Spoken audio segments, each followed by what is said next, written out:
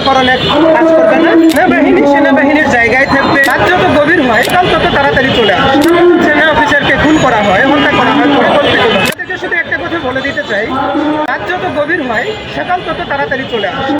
বাংলাদেশ সেনাবাহিনীর মেধাবী যেসব সেনা অফিসারদেরকে আমরা দেখেছি যে সেনা অফিসারকে খুন করা হয়, হত্যা করা হয় পরিকল্পিতভাবে।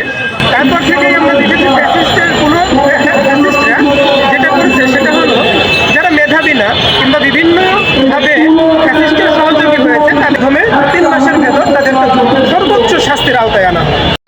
সেনাবাহিনীর জায়গায় থাকবে, গণতান্ত্রিক প্রক্রিয়ায় আমাদের দেশ চলবে। নির্বাচন চাওয়া না চাওয়া দিয়ে আমার আসলে কিছু আসে যায় না। জনগণ কোনটা চায়? আপনারা যদি আইন শৃঙ্খলা রক্ষাকারী বাহিনীকে সুস্থ, স্বাভাবিক এবং যোগ্য মনে করেন তাহলে আপনারা একটা নির্বাচন দিয়ে দেবেন। আর আমাদের এখন যেটা চাওয়ার আছে সেটা হলো নভেম্বরের ভিতর যেভাবেই হোক একটা গণপরিষদ নির্বাচন আর গণভোটের আয়োজন করেন। আমরা শুধু একটু আইন শৃঙ্খলা রক্ষাকারী বাহিনীর ফিটনেস যাচাই করতে চাই। যদি নির্বাচনের আয়োজন করতেই হয় বাংলাদেশের মানুষকে এই ব্যাপারটাই আশ্বস্ত করতে হবে যে না, বাংলাদেশে যত আইন শৃঙ্খলা রক্ষাকারী বাহিনী আছে, যত প্রশাসন আছে, সিভিল প্রশাসন আছে, এরা কোনো দলীয়করণ এক কাজ করবে না এবং আইন শৃঙ্খলা রক্ষাকারী বাহিনী তাদের দায়িত্ব থেকে পিছু হটে যাবে না। যদি এরকম হয় নির্বাচন আয়োজন করতে আমার মনে হয়